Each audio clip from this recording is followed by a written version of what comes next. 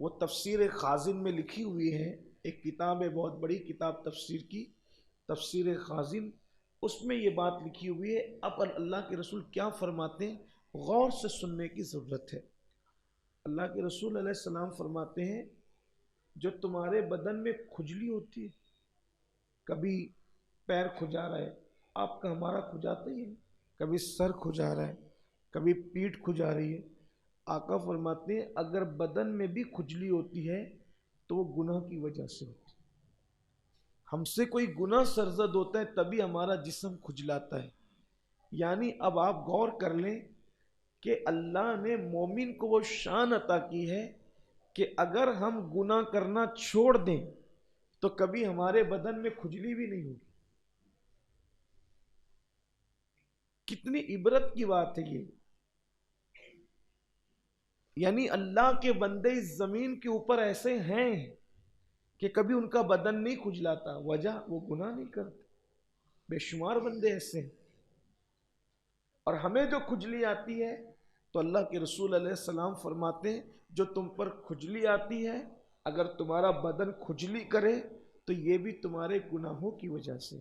پھر فرمایا کہ کبھی چلتے چلتے تم لڑکھڑا جاتے، ایسا ہوتا ہے اپنے ساتھ کہ ہم چلتے چلتے لڑکھڑا جاتے۔ اللہ کے رسول علیہ السلام نے فرمایا یہ جو چلتے چلتے تمہارے قدم لڑکھڑاتے ہیں یا تمہارے پیر ڈگمگاتے ہیں تو وہ بھی تمہارے گناہوں کی وجہ سے۔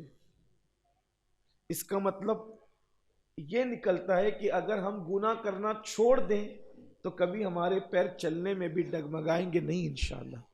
یہ مومن کی شان ہے، اور قوموں کی بات نہیں ہو رہی، یہ مومنوں کی، ایمان والوں کی بات ہو رہی ہے۔ دوسری قوم تو کلمہ ہی نہیں پڑھے ہیں تو ان کا تو سونا بھی گناہ ہے، وہ نیند میں تو بھی وہ کفر میں تو گناہ ان کا مسلسل لکھا جا رہا ہے۔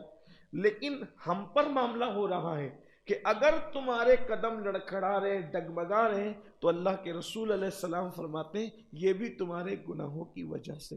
پھر فرمایا اللہ کے رسول علیہ السلام نے کہ کبھی کبھی اپنی آنکھیں نہیں پھڑکتی ہے، کبھی کبھی جسم کا حصہ نہیں پھڑکتا ہے، کبھی رگ نہیں پھڑکتی ہے، تو اس پر ہم لوگ کیا قیاس آرائیاں کرتے ہیں کہ سیدھی آنکھ پھڑکے گی تو خوشی ہوگی، الٹی آنکھ پھڑکے گی تو غم ہوگا، یہ ہوگا وہ ہوگا۔ یہ سب غلط سلط باتیں ہیں، اس کا اسلام سے کوئی تعلق نہیں ہے۔ اللہ کے رسول صلی اللہ علیہ وآلہ وسلم فرماتے ہیں یہ جو رگوں کا پھڑکنا ہے، جسم کا پھڑکنا ہے، آنکھوں کا پھڑکنا ہے، یہ بھی تمہارے گناہوں کی وجہ سے۔ یعنی اگر انسان گناہ کرنا چھوڑ دے تو کبھی اس کی آنکھیں بھی نہیں پھڑکے گی، آنکھ پھڑک رہی ہے، رگ پھڑک رہی ہے، جسم کا گوشت لرز رہا ہے۔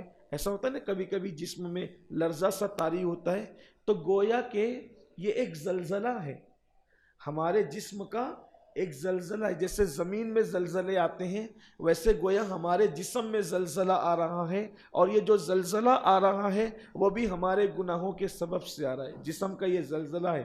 آقا فرماتے ہیں جو رگیں پھڑکتی تمہاری وہ بھی تمہارے گناہوں کی وجہ سے۔